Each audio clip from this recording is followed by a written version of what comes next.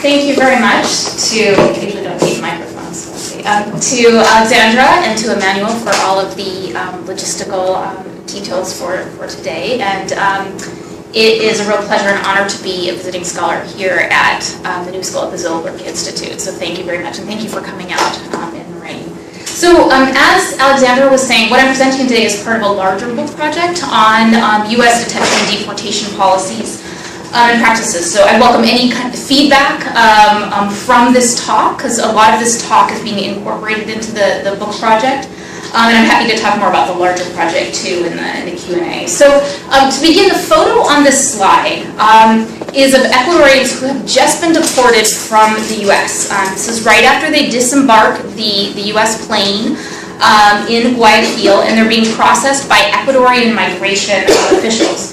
Most of these deportees most likely spent weeks and perhaps months, or sometimes longer, detained in the U.S. before their deportation. So this photo represents what is usually thought of as post-deportation, right, as the end of immigration journey. So I just want you to bear that idea of the end in mind as I move through the talk. So I'm going to try to really contest that idea of end. So as I'm sure you're all aware, it's nearly impossible these days to escape talk of immigration enforcement, with panic about surges of unaccompanied minors and families from Central America, the conflation of immigration and terrorism, and perhaps more than anything right now, the kind of inflammatory rhetoric of presidential campaigning about immigration, which is very much front and center. So amidst most of this talk, detention and deportation are largely unchallenged as responses to undocumented and, for some people in the news, documented immigration. So no matter the party or the politician, the question often seems to be how many immigrants to deport, and not so much if they should be deported, right?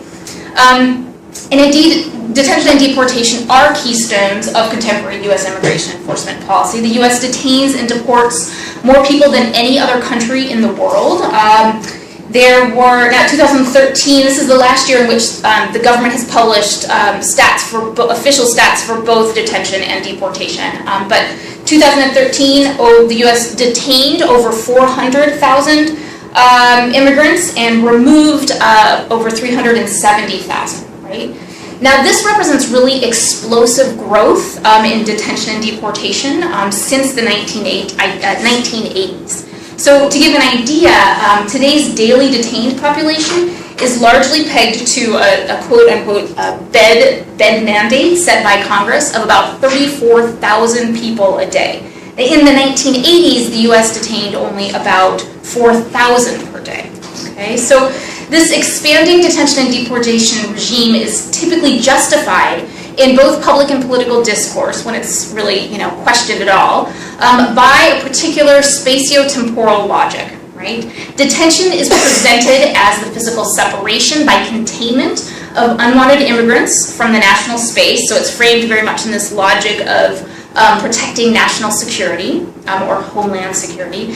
And deportation is framed as the end of immigrants' territorial violation of U.S. borders through their physical removal. And embedded in this idea of a finite end is the belief that these policies work to deter future immigration by essentially spreading a transnational message of non-welcome. Okay, and so you've heard this most recently in justifications for detaining and deporting Central American refugee families in the United States. So my research scrutinizes this temporal spatial imaginary through an examination of the consequences of detention and deportation in Ecuador, a country of migrant origin, which is a perspective that is almost universally ignored by U.S. policymakers. Okay, so so my goals for this talk are twofold, what I'm trying to do. So first, I argue for the re-conceptualization of detention and deportation as practices that create spatiotemporal linkages between origin and destination countries through an inverse relationship of security and insecurity. So in other words, I'm contesting this idea that there is a post-deportation, that moment on that first slide that I talked about, showing, and I'm trying to show that by generating insecurity in Ecuador, these practices intended to disconnect migrants and stop migration actually work to solidify and deepen ties between the United States and Ecuador. Okay? So a second goal of the talk today is to demonstrate the utility of what I call a transnational ethnographic approach for studying supposedly domestic immigration policies, like detention and deportation. With this, I want to challenge scholars of immigration to seek out new methodological strategies to policy that break out of a nation-state frame. Okay, so the talk is going to proceed by first I'll explain more what I mean by when I say inverse relationship of security and insecurity, and make the case for a transnational ethnographic approach to studying immigration policy. Second, I'm going to give some brief background on Ecuadorian migration and my research methods. And then third, I will discuss how, I'll dig into some empirical material to discuss how detention and deportation create insecurity and, I'm suggesting, spatiotemporal linkages in Ecuador. Okay, so the relationship between security and insecurity. There is, I'm sure a lot of you are very familiar with the existing important body of work that points to many ways in which homeland security-driven policies create insecurity within the United States, right? So this is insecurity created for detained and deported immigrants and their families, broadly in any communities with ties to immigrants. And then also, thinking about homeland security, a sense of general unease in the general population. The idea that there's no easily identified or singular threat that can be quelled with any one state action. So Cindy Katz has referred to this as banal terrorism or ontological insecurity. Emily Kaplan references this as a radical insecurity coming from homeland security discourse.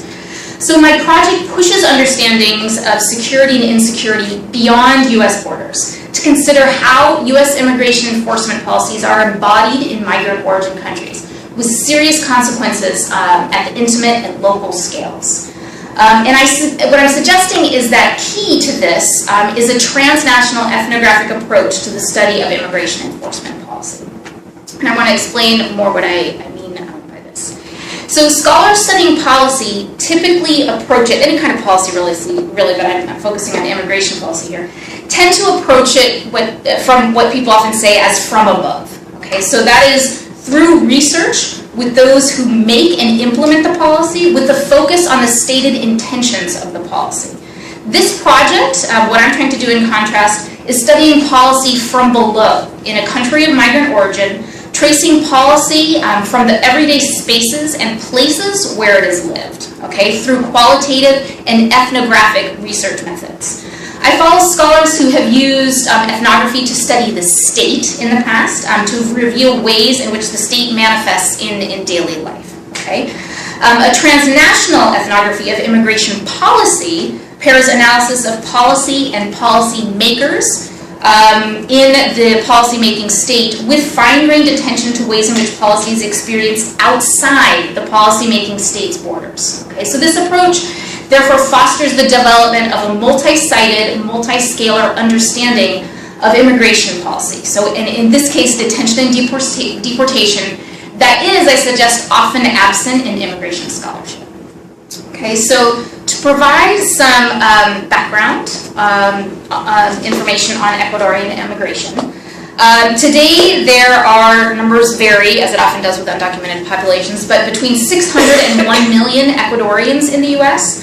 Now this is a very significant number for a country Ecuador has a total population of around 16 million. All right. Ecuadorians are the fourth largest Latino group in New York after Puerto Ricans, Dominicans, Mexicans. There are, in New York City area, a lot of you are probably aware there's large populations of Ecuadorians in places like Jackson Heights. I live out on Long Island. There's a large population, I mean much smaller in comparison to Jackson Heights, but in Patchogue, right? So there are definitely communities, not just in New York, but kind of all over, in urban areas all over the country. There was, for a little history of this, there was growing Ecuador to U.S. migration beginning in the 1950s, and then a very dramatic immigration boom after an economic and political crisis in Ecuador in the late 1990s. The majority of Ecuadorian migration to the U.S. is undocumented. So this means that a lot of people coming to the U.S. are paying $15,000 or more to pay a coyote or coyotero to get them from Ecuador to the United States. Ecuadorians in the U.S. and in Ecuador definitely feel U.S. detention and deportation policies. In 2015, Ecuador was number 6 on the Department of Homeland Security list of countries of origin for migrants removed, right? So above a lot of other countries in Central and South America. And it's really a population, because it's not in kind of in Mexico or Central America, it doesn't receive a lot of attention, but it is very significant for Ecuador.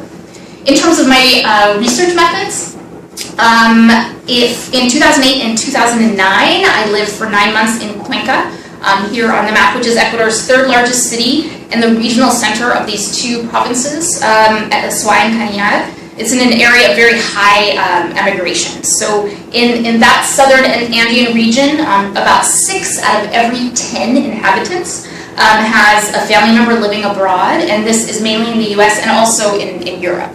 For this region, it's mainly in the U.S., but a lot of Ecuadorians are also in Europe. I volunteered at Cuenca's municipally run Casa del Migrante, or House of the Migrant. And there I worked with over 85 family members trying to locate and obtain information regarding migrants detained in the United States. I also interviewed, in collaboration with the Casa del Migrante, 40 Ecuadorians after their deportation from the U.S. Regarding their experiences of detention and life after deportation.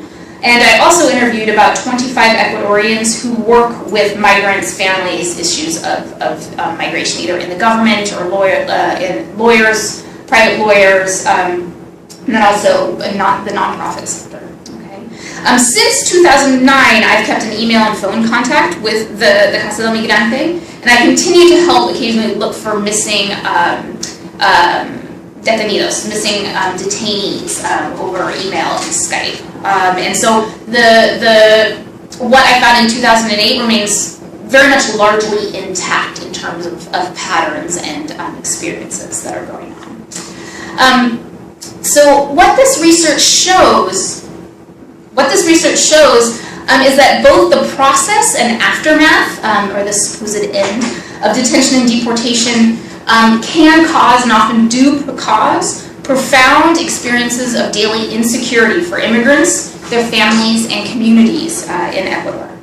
Now, in the interest of time, I could spend a lot of time on this. I'm also researching just detention in the United States in another project, but I will not. I will just say that the system is excessively large, complex, and difficult to obtain information. Detainees, the roughly between 30,000 and 34,000 per day, are held in over 250 facilities around the United States, costing over $1.7 billion per year. Okay, this is a range of different types of facilities, government-owned, totally private-owned, county and state-owned, so a big mix of those. Communication for and with detainees is usually limited, difficult, and prohibitively expensive, and the result of that is that detainees are often very isolated wherever they are detained, and their families, whether in the U.S. or in Ecuador, know little to nothing about what's going on, and that's a lot of what I was trying to do when I was in Ecuador, was just simply making calls and trying to help people get information about what was going on. In addition, detention durations range widely. Right? They're also highly unpredictable. Among my interviewees, the time detained ranged from 2 to 28 weeks, right? And reports that have come out lately indicate that the average detention times are even getting longer for a lot of detainees as the immigration courts get more and more bogged down and judges aren't being appointed. So that, especially for people fighting their deportation, their detention times are getting longer. And finally, detainees are frequently transferred between facilities. in what can often be this inexplicable maddening geography. And here I have to just show a few of the maps of interviewees, what I call detention to deportation trajectories, because to me they really encapsulate kind of the chaos of this overall detention system. Detainees are often moved without notice and are not told where they're going, so they don't know if they're going to another facility, if they're going to be deported, right? So here's one map of Eduardo's path. So Eduardo, this is a fairly straightforward map as detention to deportation trajectories go. He was caught on the Arizona border trying to enter the United States. He was detained a total of 8 weeks. First he was in Florence, Arizona, then in 2 different places in New Mexico, and then transferred to Louisiana before his deportation. Oakdale has a big hub out of which a lot of immigrants are deported. The next map is starting to get a little crazy. Oscar was detained in Queens. All right, he was moved to a facility in Manhattan at Varick Street, which now only is a temporary facility. At that time, it would hold migrants for longer. Then to New Jersey. Then he was transferred back to Varick Street in Manhattan. Then he went to York, Pennsylvania. Then he went to the far west corner of Texas, and then to Laredo, and he was deported from Laredo. Okay. The third map shows Diego's path. So Diego, this really shows kind of the absurdity and inefficiency in many of these transfer paths, right? His experience was even challenging to map because he did not know the specific names or locations of several facilities. I mean, yes, this was a few weeks to maybe a month or so longer, but you think you'd remember something like that. It just shows that they're just kind of moved around so much, and they detainees become really disoriented. So over 12 weeks, he was transferred 8 times. He went Manhattan to New Jersey to somewhere in Pennsylvania, then to the larger York, Pennsylvania facility, then to Texas, to San Antonio, then Raymondville, then to somewhere in New Mexico, and then to Louisiana.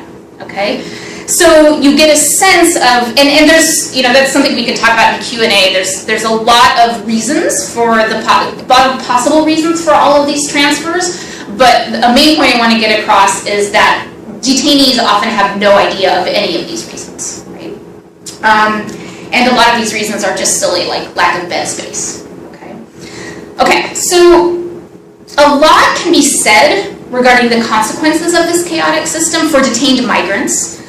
There are advocates in the United States trying to help them, right? And family members and communities in the U.S. trying to keep track of them and perhaps offer aid. And I discussed this in other work I've done and in the larger book project, but here I want to focus on the consequences in Ecuador, okay? And that is that for family members in Ecuador, detention violently alters the tenor and consequences of a migrant's physical absence in ways that distort relatives' everyday movement and activity, okay? So for family members, spaces of detention are imagined through conjecture and fear, okay? As seen as this interaction I had with the mother of detainee Paul, right? She came in crying. This is from my research journal. The mother of Paul was crying, wanted to talk to him directly. She has heard horrible stories about police abuse in U.S. jails and people being killed by guards, okay? So for her, this fear created a kind of spatial linking that was always with her, no matter what she was doing, a spatial linking between Ecuador and the United States, okay? The appearance of chaos in the detention and deportation system and the unpredictability of when deportation will occur means that the lives of family members in Ecuador can be permeated by a sense of interminable waiting and worrying. Okay? The mother of detainee Faustino said to me, "You don't know how I'm suffering, waiting every day without knowing when he is coming and as if he is okay." So here we begin to see how the uncertain temporal aspects of detention really intensify these effects of spatial separation. Okay? So while immigrants might have been away, obviously, from Ecuador, it wasn't this kind of consuming, constant worry, pressure on family members in Ecuador. And just the not being able to communicate, not understanding what's going on, turns it into that, okay? So as they wait and worry, detention can become a primary focus of relatives' activities and thoughts and consume significant personal, financial, and social resources. So family members may expend a lot of time and effort shuttling around between numerous agencies, organizations, and law offices just trying to obtain information about a detained migrant. People came into the Casa del Migrante where I volunteered every day. Like even if I told them the day before I wouldn't have any new information, some people would stop by just to check.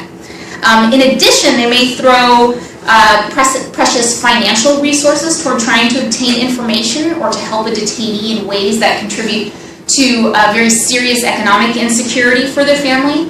For example, the elderly father of Paul, who I quoted his mother just a moment ago, came into the Casa del Migrante on a weekly basis for 6 months. In addition to his energy and time, these trips required money, a lot of money. The father lived over an hour away by bus, and so a round trip cost him about $5. And Paul had been his main source, I think his only source of income. So just thinking about that, the amount of not just time but money he was expending to just try to get information is significant.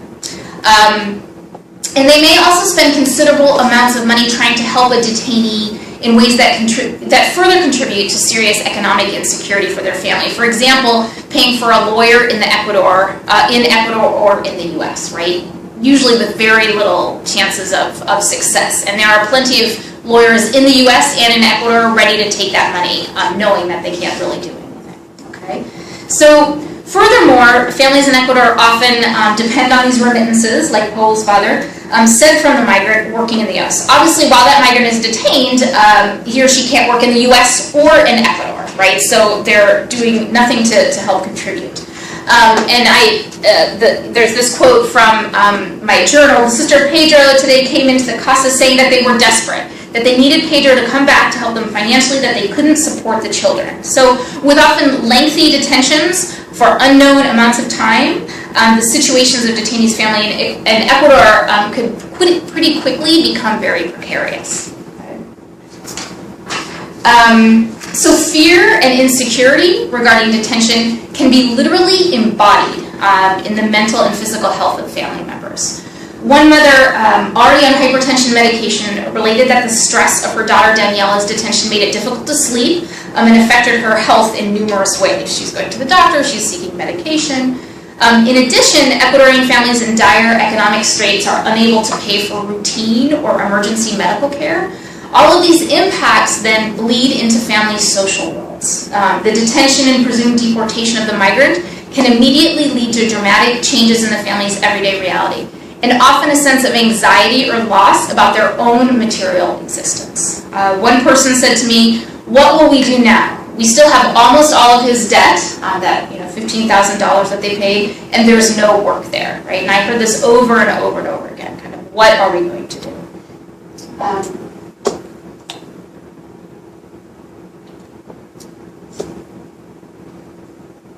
So in almost all of the cases that I worked on, the detained migrants were eventually deported. Right? Their arrival in Ecuador does mean the end to the indeterminate waiting and anxiety about detention for family members. Unfortunately, however, the deportee's arrival is hardly the end of the story. Right? And that's kind of this larger point I'm trying to get at. There are reverberations long after for the migrant as well as for the migrant's family and community. While deportation may bring joyful reunions and the resumption or rebuilding of family relationships, it may not be easy to adjust to a migrant being back after sometimes decades away, right? A number of people tell me, I just can't get used to it here, or this is no longer my home, right? I have nothing here. Families may have reformed, roles have shifted, right? So parents are gone for years, a lot of times grandparents or aunts and uncles step in, right? So there's really, a parent might come back to find that there's very little, that they don't really have much of a role in the family as it stands right there. It can be very difficult for everyone involved. If deportees had lived in the U.S. for an extended period, they may also struggle with the violence of removal from established lives in the U.S. in ways that complicate family relationships in Ecuador. Esteban, for example, was deported after living in the U.S. for 16 years.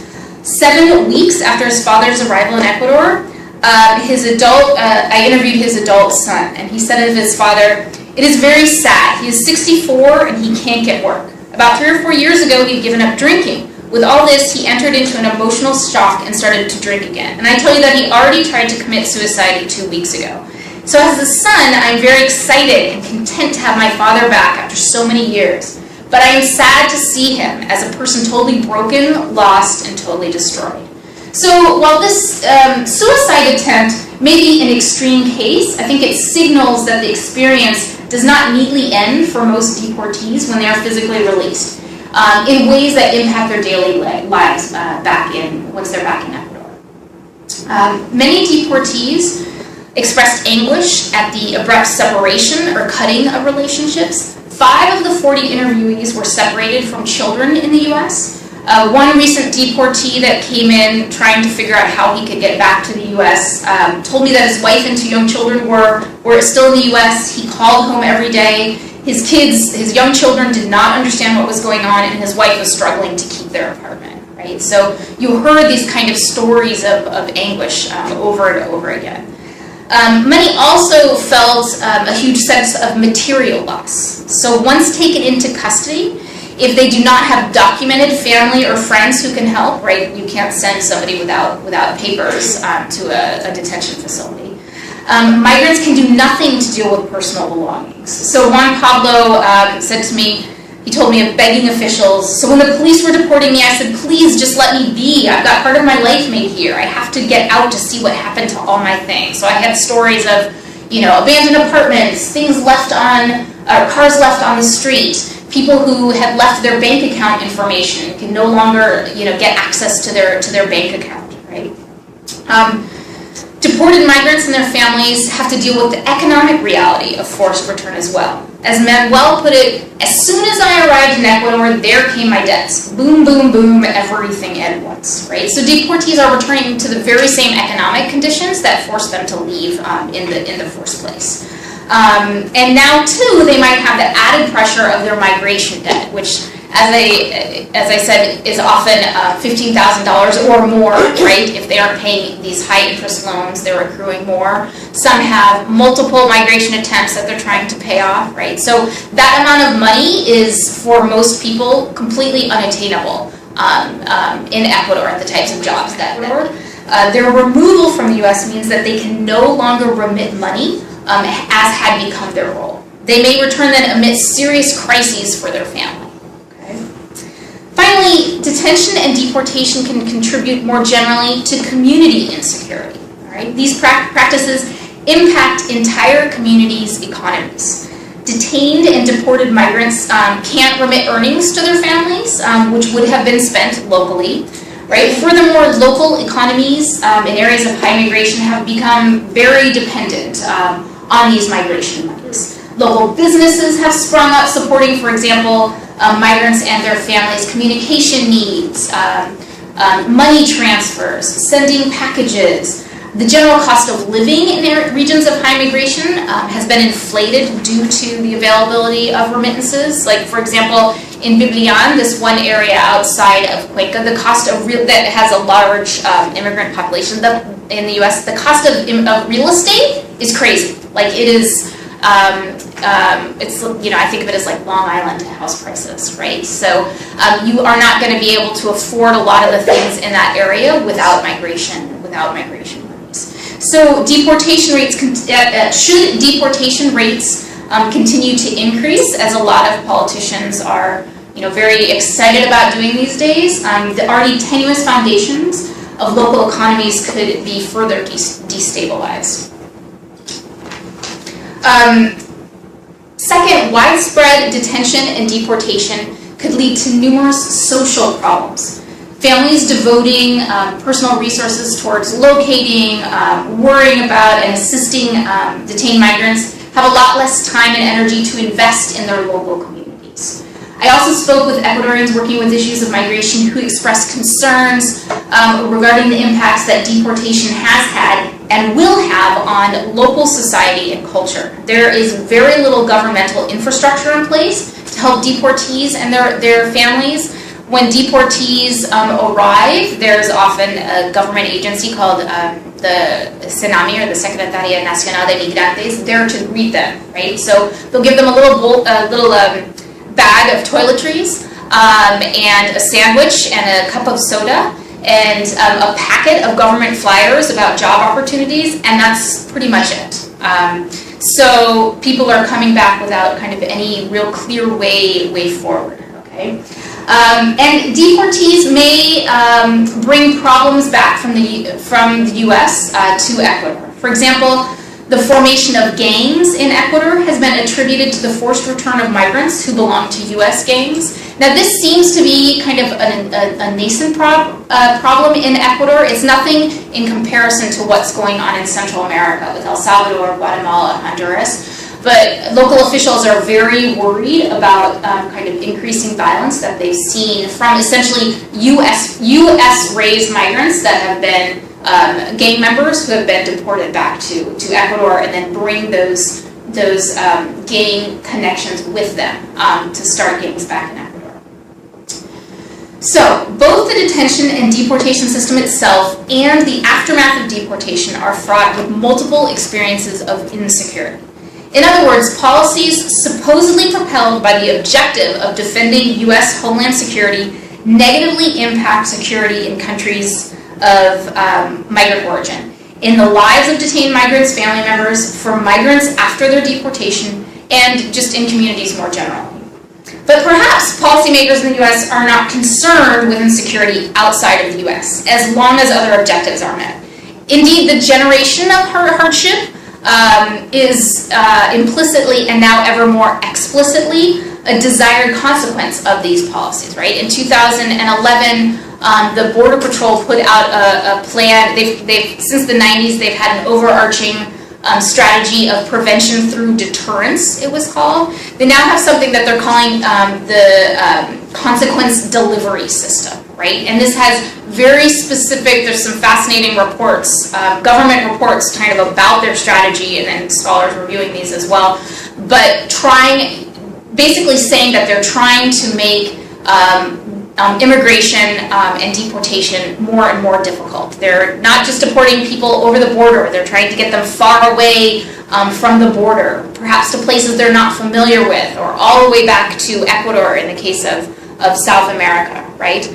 They're making the border harder to get across so that people cross in more dangerous places, right? And there's things like Operation Streamline in Arizona, where they are trying immigrants as criminals and detaining and giving them sentences for basically for illegal reentry, but renaming it as a criminal charge, okay? So that they're serving jail time before being detained by immigration, by ICE officials and deported. So all of this, it makes it very clear that policymakers might not be upset by this idea that this generates insecurity.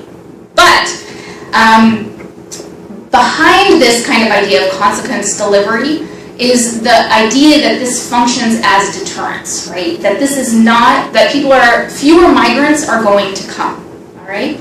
So what of this policy rationale that detention and deportation definitively end migration journey and deter future migration? Not surprisingly, my research in Ecuador joins other recent studies to suggest that these practices are not effective deterrents of future migration. That is, all of these realities, these insecurities in daily life, lead to a high probability of return migration to the U.S. Of the 40 deportees I interviewed, 21 indicated that another attempt to migrate to the U.S. was certain or likely. And keep in mind that they were speaking to a researcher from the U.S., so they're probably not likely, all of them, to tell kind of their true intentions. When a local newspaper interviewed around a plane of deportees, they had kind of a much higher response. It was something more like 2/3 said that they were going to go back. And this is right when they're coming back, right? 9 of the deportees that I interviewed I interviewed after 2 or more previous deportations. So clearly their earlier deportations had not dissuaded them. And also there were numerous deportees that I tried to contact, sometimes within like 7 days or 2 weeks of their return, whose relatives said that they were already gone, right? They had already left, okay? So clearly, despite the possibility of being detained and deported another time, and despite the danger of an often harrowing journey north, which I haven't even talked about, but you know, the journey north is becoming more and more dangerous with gangs in Mexico, kidnapping, ransoms, etc. They still try it again. Okay, the story of the story of Saida, I think, is very telling. Okay, Saida had been caught at the U.S. border and detained for 4 months. When I interviewed her and I met her because her mother came in over and over again to the Casa del Migrante trying to get more information, often saying, you know, her grandson, Saida's son, was very upset, could I just get more information? So when I interviewed Saida, 6 weeks after she had been deported, she stated that she definitely did not want to risk another migration attempt, right? So she says, when I arrived here after my deportation, I felt a little bad because I hadn't reached my dream, but I was also happy because I'm here with my son. Because when I was there, I realized that I shouldn't have left him. Being jailed made me think about a lot of things. I thank God that I'm here in my country with my son and my family in good health. However, when I interviewed her 4.5 months after her deportation, she was going. It was more like, it wasn't an interview, she stopped by the Casa del Migrante to basically say goodbye, right? She just said, I'm going. I have no choice. My debts are crushing me. I can't pay my bills. I can't pay my son's school fees. I can't pay for clothes for him. I have to go. I have to try again. And she still owed $15,000, right? So while these coyotes will, they will not give people refunds, they often include 3 to 5 attempts in that $15,000. So often with the expectation that migrants are not going to be successful on their first try. So they can't get that money back, but they can definitely try again. Okay.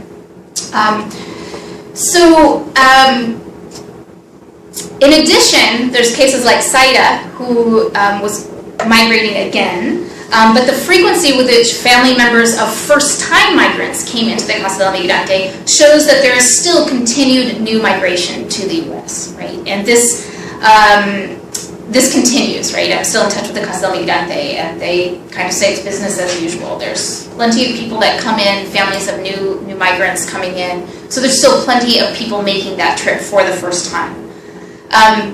So what's more, by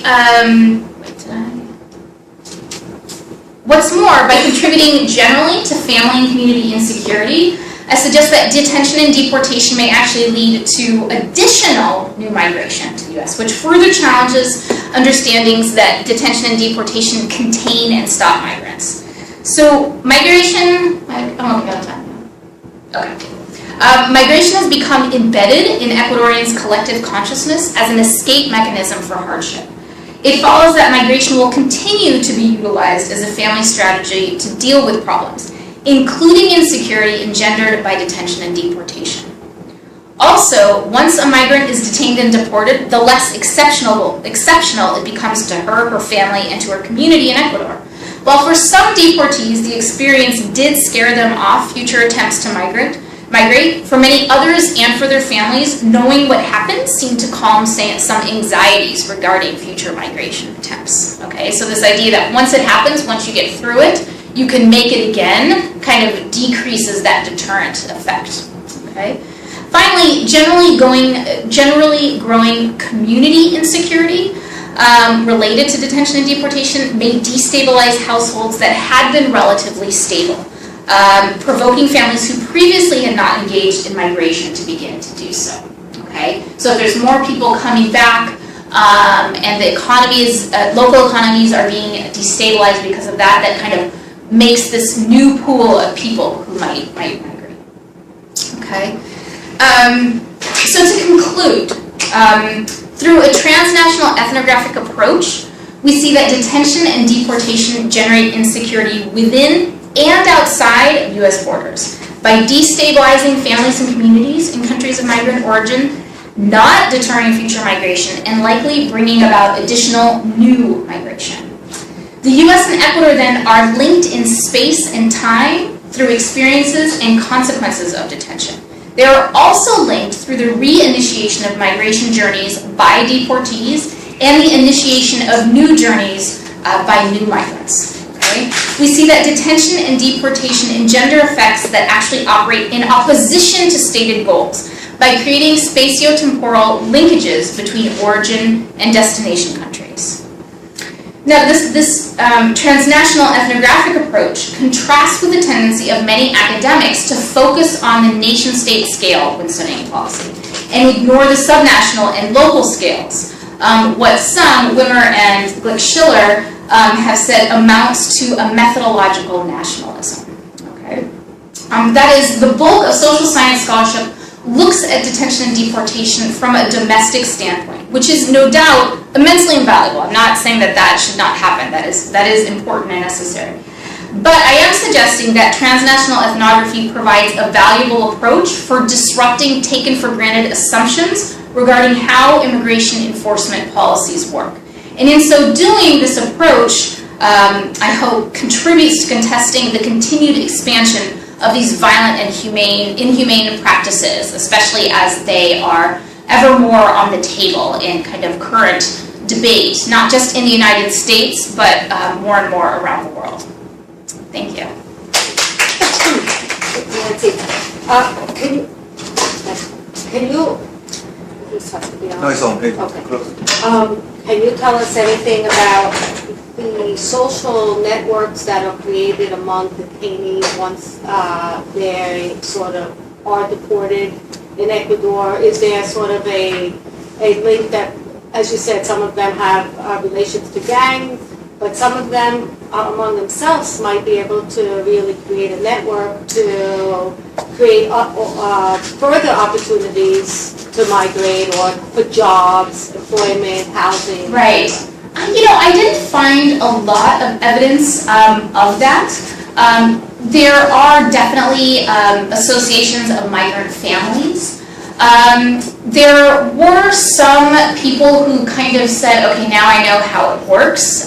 Maybe I can do this on my own this next time. And from that, I wonder if there's going to be like, okay, I can help my friend do it. And I mean, something I didn't talk. Another part of my research is looking kind of at human smuggling, right? And there's often a lot of links, this big fluidity between migrants and smugglers, and kind of there's often not a specific line, like somebody might get a discount on their overall trip by helping with one part of the journey, if that makes sense. So I didn't see much evidence, and I did ask some questions about this, but of people who kept in touch with people that they were detained with. That could have existed, and I just didn't, maybe I wasn't asking the right questions or didn't talk to enough people. Unless there were people that were kind of friends ahead of time. In that sense, the detention centers themselves can be sort of a form of social capital for further referral information. Yeah. And I mean, people did talk about, like, within detention centers, it seemed like if there was, more than one Ecuadorian, like, all the Ecuadorians that were there would kind of hang out and share stories and information. But in terms of kind of forming, and then there were cases too of people who would get back to Ecuador and at the request of somebody who was still detained, try to contact a family, please contact so-and-so and tell them that I'm okay or whatever. And it brings up just another point. I mean, I think it's important to make the point I made about this kind of possibility of bringing dangerous social repercussions back to Ecuador, the formation of gangs. But I also want to be careful to not give the impression that all the people being deported are criminals. I mean, especially in the case, perhaps not especially, but in the case of Ecuadorians there were very, very few people who had criminal records other than like immigration violations, right? But I think that that is a fear that people have said, we have seen increased violence. Now, whether that actually bears out in statistics, I'm not sure. But I think it is an important point just in terms of, there's other ways that connections are made between the U.S. and Ecuador. Not necessarily, I don't want it to think just through crime, but that possibility is out there, the idea that U.S. just deports its own problems. Do I? Or you, someone chooses school. Hi, thank you very much for the interesting speech. I'm very interested in the transnational ethnography, especially when you mention that in something different from the methodological nationalism. Mm-hmm. But I'm thinking about if we're trying to do ethnography about a group of people which is spatially separated, if they're not like just in a fixed site, which is conventional for most ethnographies. Does it really have to be categorized in terms of nation or state? Maybe we can just do it like a multi-sided ethnography or something. You're talking, I think I'm not quite getting your point. You're saying like it doesn't really contest the idea of methodological nationalism?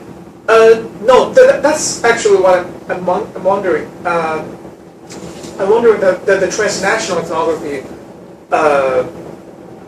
because I'm not very, I don't quite understand about what is the national ethnography. Yeah, because okay. I don't see the So, the way I'm trying to use transnational and get at that idea is this idea that through this methodology, I'm not just doing, and I'm taking kind of more geographic interpretation of ethnography. I am not reading ethnography in a more anthropological sense in which, you're spending, you're living with the community for years and really becoming totally embedded. I am thinking of ways in which you get at kind of the rhythms of everyday life, right? And kind of taking the approach that there are multiple methods for doing that. So by transnational ethnography, I'm trying to get at this policy in a multi-sided way, right? So through work that I'm doing in Ecuador, I'm getting at how a policy works in Ecuador, okay? And also how a policy works in detention, like what are people's experiences in detention, and trying to match those experiences up with kind of this broader rationale for policy. Is that getting at your question, or are you asking? Yeah? Thanks. Okay. And I'm hoping, what I'm hoping is, with this, in some ways, you make me think maybe transnational shouldn't even be in the wording, because I'm trying to get at something that, I'm trying to say we need to break down this idea that we need to get rid of scholarship that reproduces the nation state, right? So that I want a methodological approach that is really going to look across borders, or in some ways ignore borders. Is that? Okay.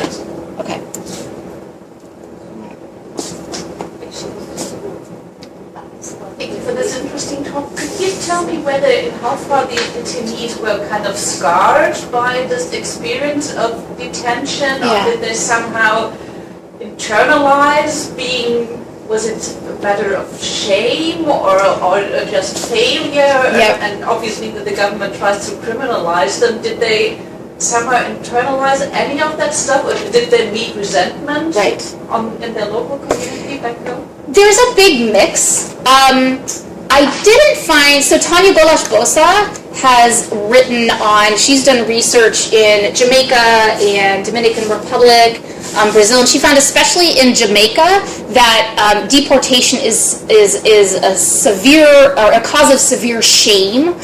Like these people are failures, they're shunned. I did not see that in Ecuador to that extent, but I definitely felt, I definitely talked to people who said, like, walking down the street, I felt bad. Like, everybody looks at you and they know that you didn't make it, right? So you failed in some way.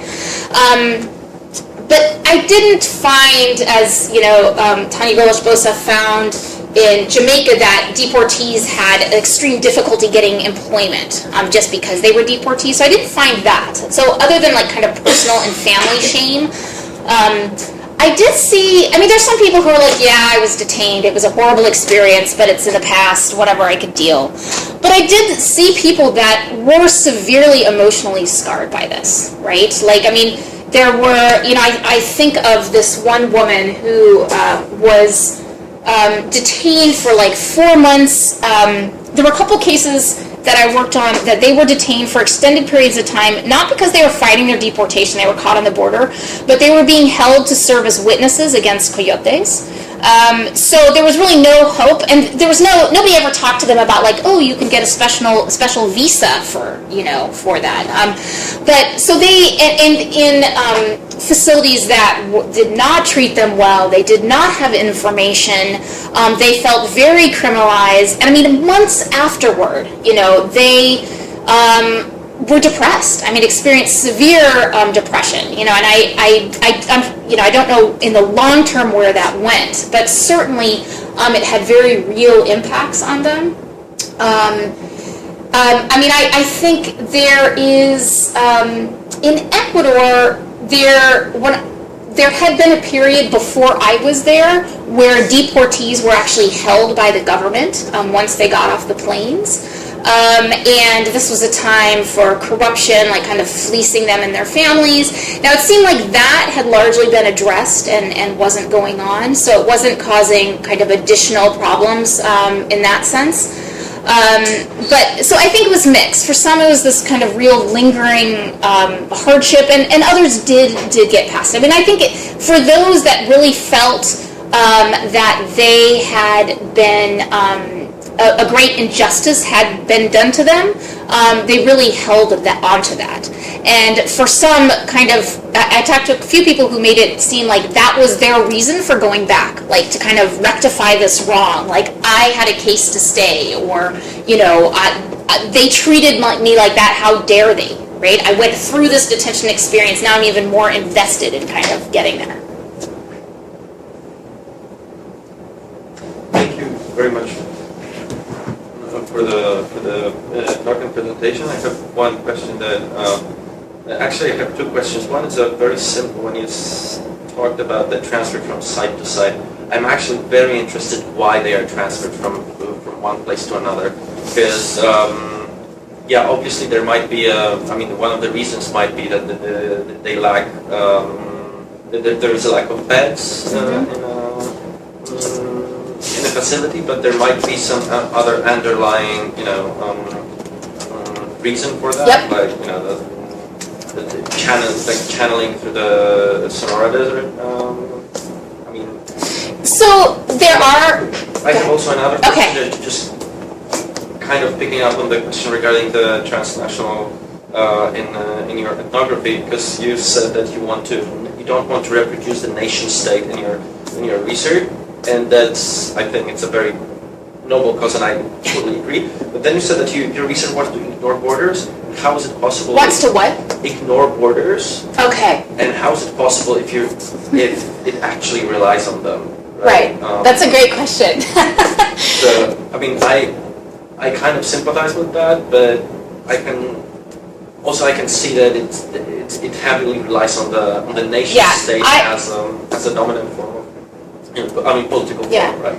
No, thank you for that point. I think that's a great point. Maybe I don't want to ignore borders. I think I shouldn't have put it that way, but I think what I'm more trying to say is in critical immigration scholarship, I don't want people to stop their thinking and their investigations of how policy works at national borders, which I do think often happens. Okay. People often do research either in an origin country or in a destination country. I mean, not all scholars, right? But I think that kind of thinking leads to scholarship that doesn't get the whole picture of how policy works, right? And in not getting that whole picture, you produce this, in some ways, very valuable scholarship that misses a golden opportunity to make a larger point about how policy works, okay? So I think I misspoke to say I want to ignore borders. I want to encourage people to think across and beyond borders. But I think you're right. You cannot, in this age of immigration policies set and enforced by nation states, you can't ignore the nation state. Does that kind of answer that? Yeah. Okay. Thank you for that. As for your first question about why transfers.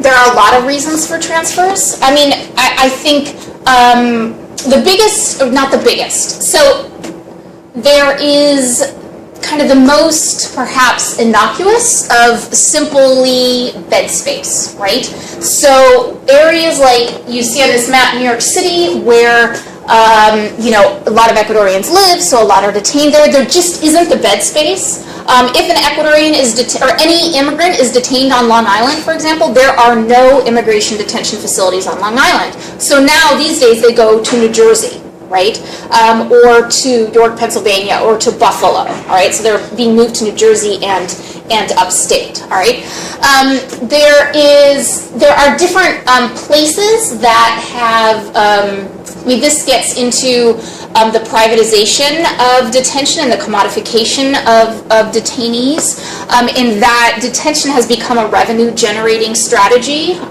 for a lot of places, right? There's private facilities, major incarceration companies, CCA, Wackenhut, or what's now Geo Group. I mean, tons and tons. This is my other project, but of companies are invested in this, right? So these private companies, but also you've got counties and state facilities, right? So a lot of these 250 facilities that detain immigrants, they are county and state facilities that had space or decided to grow their capacity to detain immigrants just to make money, right? They have budget shortfalls, and it's seen as one way of doing that. Now, a thing that isn't talked about a lot is that often isn't successful. They often lose money on the deal, but it is very much thought that it's a revenue-generating strategy. So there are places that build up their detention capacity, and those places don't necessarily match geographically where a lot of immigrants are detained. All right, so there's just this kind of real, okay, where's their bed space? And the government is contracting and guaranteeing certain facilities a certain number of detainees per day. Okay, that's this part of this congressional bed mandate, right? So some of it is just bed space, right? Now there is another part that really has been proven that is kind of much more. Evil, in that you transfer people away from support networks and to isolated facilities, and their chances and ability to fight deportation is much reduced, right? Okay, so you have Diego, who was living in probably Queens at the time, and he is immediately, moved to New Jersey. Then he's kind of gradually getting farther and farther away. Once he goes to New Mexico, he is very far from any support networks. And a lot of these facilities are in very remote locations, right? So, I mean, a lot of where the unaccompanied minor and family detention, or mainly family detention, is going on now in Texas and Arizona. I mean, these are hundreds of miles away from, pro bono lawyer organizations. So there's also this very intentional transfer people away from where they have support networks thing going on.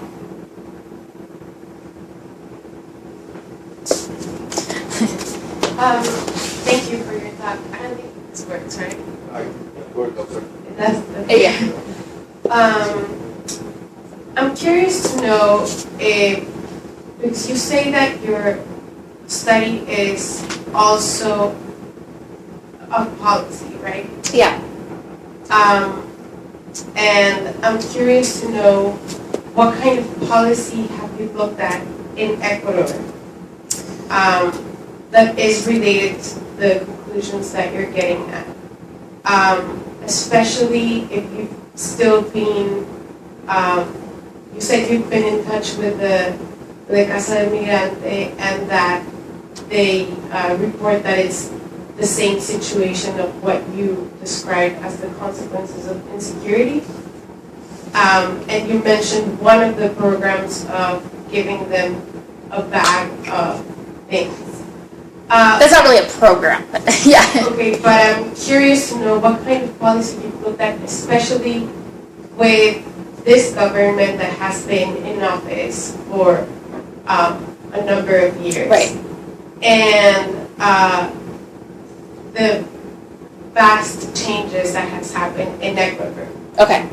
Constitutional changes, water law, labor law, Mm-hmm. ley de tierras, ley de aguas, many different changes in the executive branch. Right. Not only the municipal Casa del Migrante, but you have a complex system that is supposed to grant a lot of power to the civilian or associations, right? And the oil price is dropping very quickly right now, besides a lot of big infrastructure being developed there. So many different things that I'm curious to see how you're comparing that in your transnational study to changes in the Obama administration in immigration. I know it sounds like a weird question, but I'm sure that beyond the drug policy that unites us Right. as a consequence from the United States to Ecuador, there is much change going Right. on. And I'm curious to see how that Right. is Okay. changing your body or not. So, for the most part, I don't think it changes kind of what I'm finding. Since then, I mean, certainly Rafael Correa has instituted a lot of changes. The new constitution does a lot to foreground and outline rights of migrants specifically, right? And Correa has really put forward this idea of universal citizenship and really been outspoken in what I find very delightful ways about how people have the rights to go wherever they want to go. I mean, one of the things in that bag that deportees got was a little mini, it was just a cardboard thing, but it was supposed to look like a passport, and it basically, said universal citizen on it, right? So this idea, like, you have a right to move where you want to go. All right. Correa has done a lot to reach out to migrants, really recognizing that a lot of Ecuadorians are on the move, especially in Europe. I mean, he did a lot of active campaigning in Europe. He hasn't really campaigned in the U.S., but I mean, there are opportunities for Ecuadorians to vote if they're and polling places set up, for Ecuadorians outside of Ecuador. He created the Secretaría Nacional del Migrante, right, or SENAMI, which seems to not be quite as active as when I was there.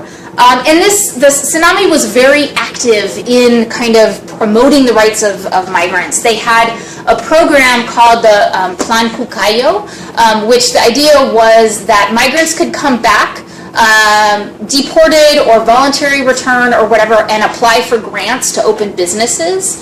Now, a lot of this was really promoted, and I mean, a lot of it sounded really great.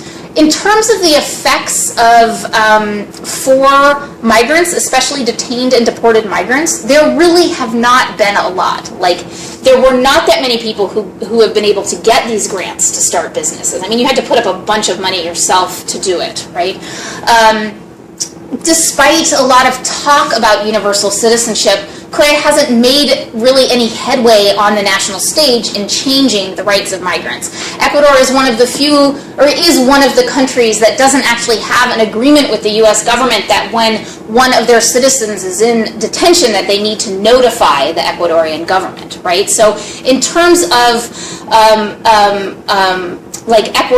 Korea and Korea's government's ability to really improve the conditions of people who are detained and deported, there has not been a whole lot going on, right? I mean, you know, I think migrants, there is a general tenor in the country of like, yes, of course, we welcome our migrants back. Please come back.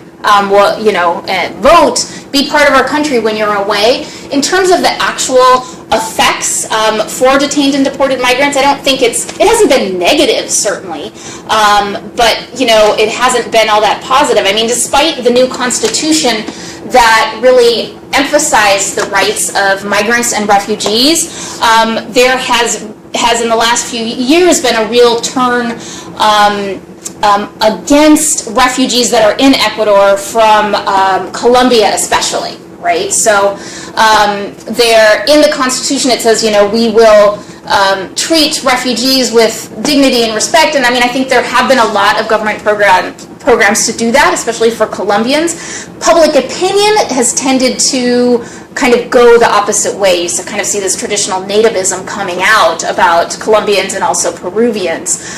So, I mean, I think it's a very complicated situation there. I mean, my research hasn't been, I mean, that's something I'd like to look at more, but about how there are campaigns like encouraging people to not migrate. You see signs all over the place, like, you know, be very careful, don't be estafado, you know, don't be deceived by a coyote, make sure that you're not getting into a bad situation. So, I mean, I think there has been kind of active things about that. But in terms of policies to really help people that are detained and deported, I did not see evidence of that much so far. Again, there hasn't been a focus. I mean, that's just kind of what I've observed. Yeah, maybe, sorry, my question wasn't about the effect of the programs. Okay.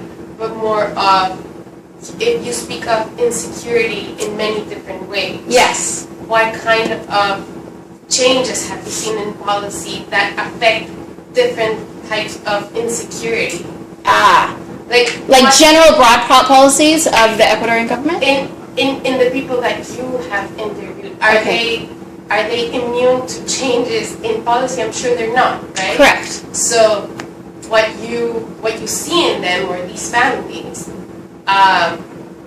goes beyond the programs themselves that are working or not working, right? Right. So you're asking have I witnessed that changes made by Correa and Correa's government have improved general security in the lives of Ecuadorians? Or not. Right. I'm asking what other policy you're looking at, besides the Secretaría de Migrante or whatever you're looking at. That really hasn't been part of my study.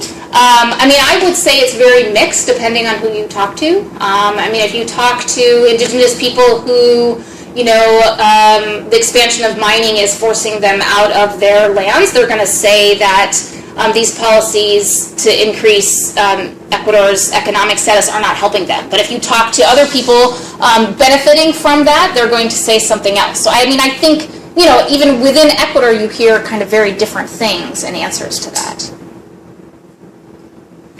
If you talk to me afterwards, if you'd like. Thank you for your presentation. I have a very general question, so I missed your beginning, and I hope you don't have to repeat yourself. Yeah, so I wonder. Yeah, so I heard that during the Obama administrations, there have been that many people deported like never before. Before, and I wonder what is the reason for that. So are there new policies? Obama as the deporter-in-chief is what some immigration activist group would say. I think there's a lot of ways to answer that. I mean, I think there's been a progressive ramping up of detention and deportation, especially since 9/11. That was kind of a policy course that was taken. And the Obama administration's idea was that we need to prove that we're tough on enforcement if we want to get immigration reform through, right? That was kind of the main rationale there. But, it is, in the past couple of years, there have been, the official numbers in terms of deportation have decreased. There's kind of different ways of talking about, they're changing how they talk about returns versus removals. So that kind of muddies the waters a little bit more, but in terms of official removals, which is what they call deportations now, numbers are down, and there has been kind of a greater focus on just deporting criminals, right? Trying to go after the real criminal people. But if you look at what the criminal violations are, a lot of times it's like illegal reentry or, things that are directly related to their immigration status. In addition to people that have more serious or that have, actual criminal charges against them. I think one thing that is really important to keep in mind is the congressional bed mandate. There has been this is something that it's a congressional mandate that there needs to be 34,000 detention beds available per day. Now, until 2 years ago, this was interpreted that they had to be filled per day, right? It's now, there's been some shift to interpreting it as they need to be available, right? So there has been some decreases in detention numbers, but there are contracts. As part of this other research project, I'm looking at contracts, intergovernmental service agreements between ICE and Essex County in New Jersey that says that the government will guarantee this amount of detainees per day, right? So the government's paying for this amount to be detained per day. And this is big business, right? This is, this has a lot to do with Galia's work, but this is, a real driver of detention. It's really hard to kind of disentangle the profit making from all of this, right? I think it's way easier for the Obama administration to say, okay, we're focusing on criminal deportations and filling detention with that, than it is to say, wait, let's just stop detaining and deporting people, right? The automatic response to the increase in families from Central America in the past few years has been detention, right? And these are private facilities that are being built to detain these families, right? Or convert jails into family detention centers. I think for immigration activists, it has been a huge disappointment. This administration has been a huge disappointment, and I think it's even more scary to think about what would happen if there is a government in place that doesn't even pretend to be friendly to immigrants. Because I think then the growth of detention facilities and deportation would be totally uncontrolled. So a couple questions. One, thank you for your work. One is I wonder if you have any kind of best practices suggestions for doing ethnographic follow-up work with former detainees. The number 83 that came out of the research comparing detainee lists here with death notices in Central American countries, I thought was a really interesting methodology for tracking how many people have died since being deported. So I'm curious if you have any kind of best practices for how folks doing ethnography can best track folks that seem to disappear into the ether after they get deported. Right. Not every country has the casa de migrante, so it's different. So I'm curious that. And two is, do you notice any difference between immigrant detainees, if they have support networks in their experiences, like if they're in Essex or Delancey and their families come visit them, or if they get sent up to Batavia or something like that, like how different their experiences are if they don't have that kind of community connection, if that sort of has a substantive difference. just last kind of quick question, you don't have to answer all these, but just what about other places that are deporting people, like Canada and Mexico? Is the experience of like Canadian and Mexican deportees that are coming back to Ecuador different in any way than the American deportees? Okay, so let me start with your first one in terms of best practices for kind of keeping track.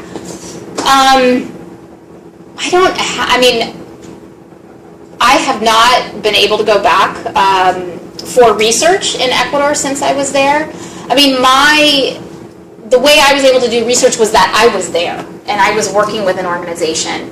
And the Ecuadorian government does not keep track of deportees. I mean, a lot of governments do that, especially in Central America. So a lot of those great studies on what happens to deportees has a lot to do with government programs that keep track of that. So that would certainly be one way of doing it, if you have those kind of connections.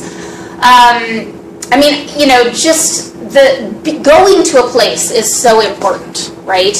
And maintaining those connections. But, I've had a horrible time trying to do research with people who were detained in facilities in the U.S. after they're released into the U.S. Like, it is incredibly difficult, for all sorts of reasons. Unfortunately, I don't really have much to offer that. It's a really difficult population for all sorts of reasons, right? Researcher trust and all types of things. Of course. In terms of the importance of family connections, hugely important. Support networks are incredibly important. If you have documented family, especially documented family that has financial resources, and can pay for a lawyer, your chances are way better than somebody who doesn't, unless you have some type of extreme obvious case and there is a pro bono organization willing to take it up. Because while immigrant detainees they can have a lawyer, they are not entitled to one, so there's no government paying. It sounds like you're aware of this, but there's no, the government is not going to pay for a lawyer. So now they're doing it at state, actually. What's that? They're doing it at state, actually. Paying for lawyers? The government is? Yeah.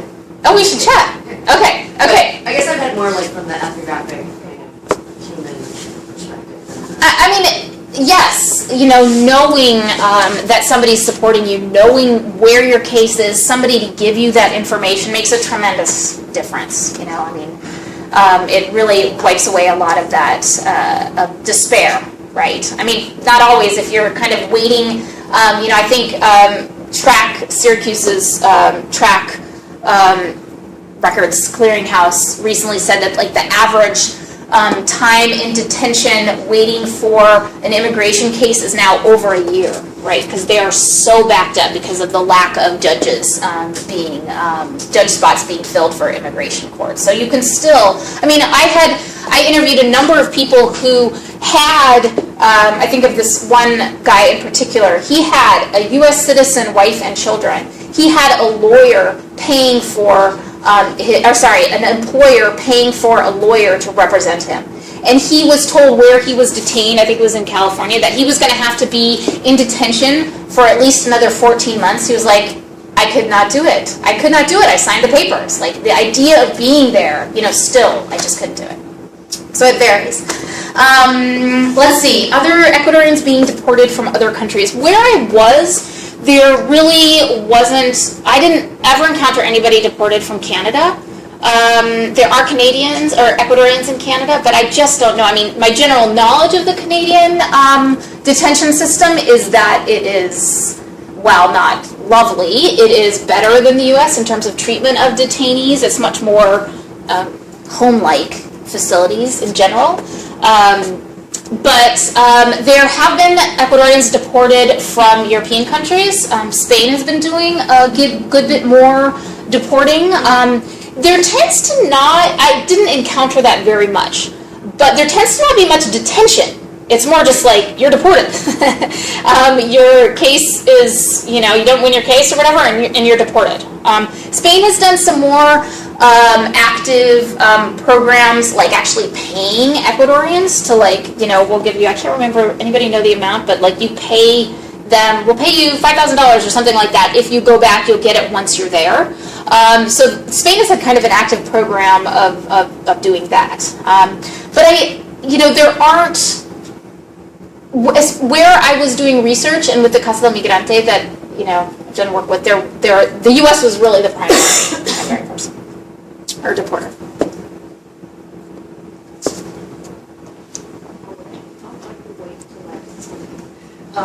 So just a factual question. You said that this system is destabilizing families to the point where it's not a deterrent, it's more like it creates more conditions for migration. And I wonder if that's reflected in the data, because the current discourse in the U.S. is that immigration is at its lowest point, Right. and that there's less undocumented migration. So Right. Is there any data to reflect that there are more flows coming as a result of this? No. In terms of overt statistics kept, I think part of it has to do with the economic situation. That in general, there is, and this might pertain to the woman who just left, but to her question, there is less of a crisis in a place like Ecuador. Now, when I was there, too, there were some people saying, well, I'm, just going to wait until the situation in the U.S. gets better, because I will always make more money in the U.S., so if I just wait, it really makes sense, instead of going in this climate and whatever. I think official statistics are very much geared to proving that, all of this is working, and it's not looking kind of at other factors of what's going on in terms of the economic situation elsewhere. But I think,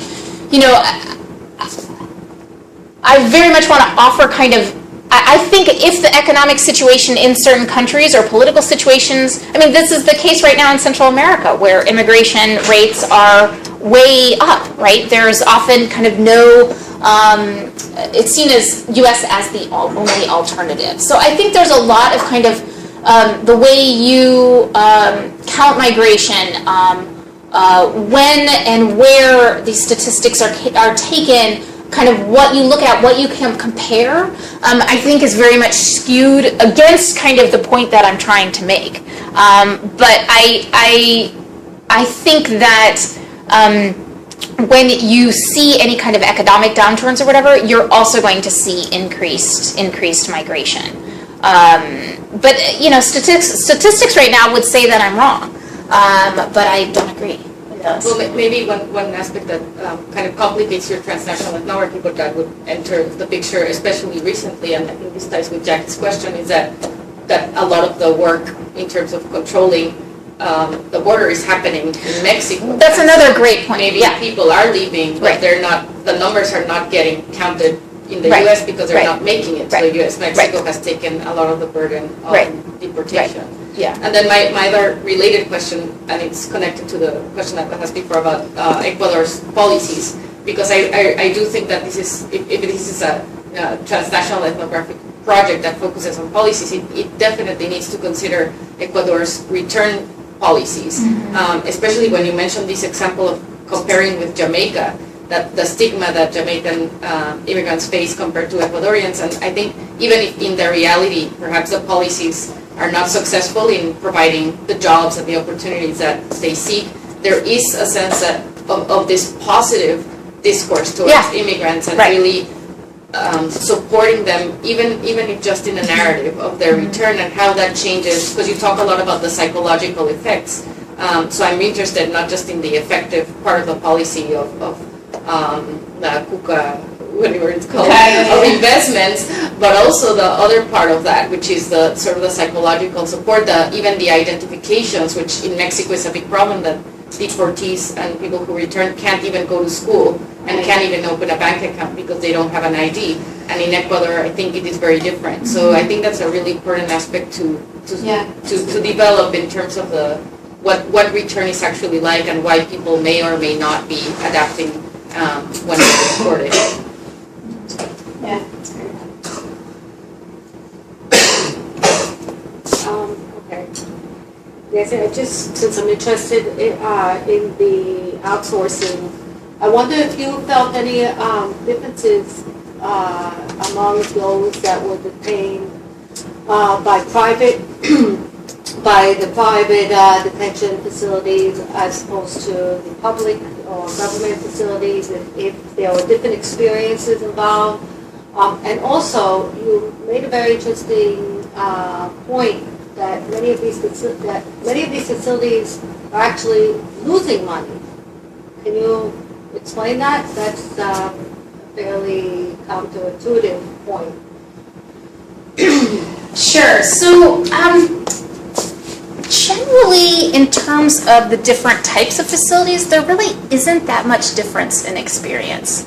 A lot of times, I mean, it's the same kind of people working, you know, if they're working in a county correctional facility and then start working in the part that detains migrants, or a new facility that detains migrants, it's kind of the same corrections people who also might work for a private corrections company, contracting out. There could be some experience in terms of ability to get information, but if you call an ICE-owned facility, they can have kind of information more readily available. Information in like some county facilities don't use the main IC identification number, the A number. They use kind of their own facility number identification system, so it can be a little bit more difficult to track people down, but not necessarily, right? Because sometimes it can just depend who you talk to and who's more willing to help you. So generally, no, and especially in the project I'm doing now with Deirdre Conlon, you really see in terms of detainee handbooks and facility policies, there really is not that much difference in terms of how facilities are run. That's kind of been what I've observed so far. I mean, I really kind of thought I would see a difference, but in the project I'm doing now, looking at least how facilities are run, you see very little difference in that. Sorry, do you happen to know anything about how much government paid these contractors the same? Local, community, private? Do you have any sense of? Yeah, no, all the FOIA documents I got has every dollar amount blacked out. Everything was redacted. But generally, I mean, the people say now it's about $164 a day.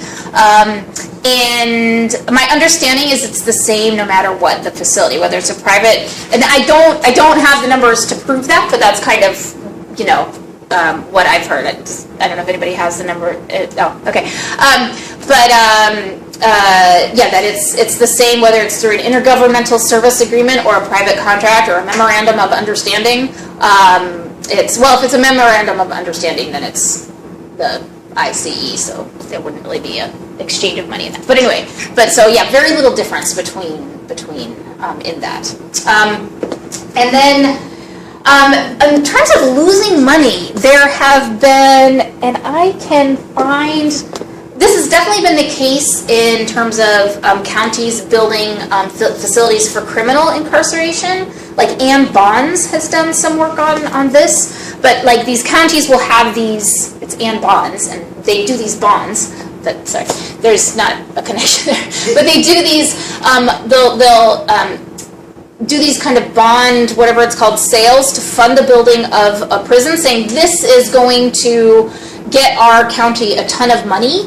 And then it actually is more complicated than that, right? Because they'll contract out the running of that, often they contract the running of that facility out to a private country and contract out all these other things, and pretty soon that however much money, in the case of immigrant detainees, $164 a day gets parceled out in all these different ways. And if the facility isn't full, then they are definitely not making the money that they need to make. I mean, there have been a lot of places, especially in the Southwest, where actually not just in the Southwest, but where private companies go into a community and try to sell the idea of building an immigration detention facility, and there have been some counties that have been yes, and there have been other counties. I actually think there was one recently in Illinois that fought it, saying like, actually look at these examples of these other counties that haven't actually made money. So I send me an email and I have a couple articles I can find. I don't remember right now who wrote them, but. Final question? Yeah, just to follow up on the outsourcing issue. Maybe you said that and I missed it, because I know that private prison companies, they actually, when they sign contracts, they actually oblige the state to deliver enough people to their facilities. For prisons? To prisons. Okay. Are the public U.S. public authorities also obliged to deliver enough people to fill certain amounts of beds in private migrant detention? Yes, and in county ones as well. I don't know if it's like every facility that detains immigrants, but some of the contracts, I've been looking at intergovernmental service agreements between ICE and Essex County, and written into those contracts, it says Essex County needs to provide, I think, between Essex County Correctional the facility and Delaney Hall, they need to provide, it's like 450, a total of 450 beds. And in return, ICE promises that they will fill, it's not the full 450, but it's like, 375 or something a night, right? So there is agreement written in there. And now, I don't know what they do if there isn't that amount. Do they still have to pay that or whatever? I don't know how that goes, but contractually, it says that they will supply that number.